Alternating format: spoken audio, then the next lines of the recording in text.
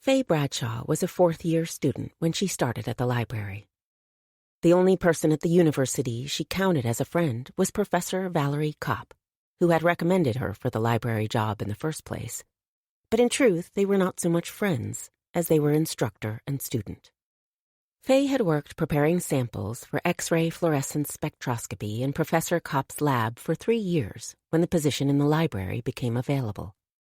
The student library assistant job paid $19 per hour, and the work-study role in Professor Kopp's lab paid only $15.50 for the exact same work.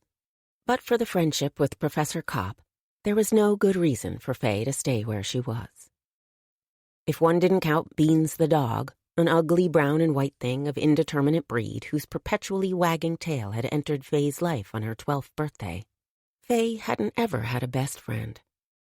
In high school, she wandered around behind the other kids who were good at math and hoped no one would notice her. It was supposed to be different, according to the movies anyway, when she got to college.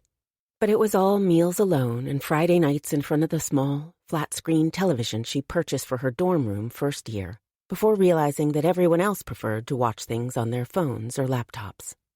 There were no study groups or friends who popped into her dorm room just to chat, only the anxious stomach pain she'd carried since childhood, and silence. She took to keeping her earbuds in, though she wasn't much for music, because it seemed to excuse her solitude. She could go days without speaking to anyone at all until she had a shift scheduled at the lab, and Professor Cobb would point out the samples that needed to be prepared, and Faye would thrill at being paid attention to, her tail wagging just as Beans would have.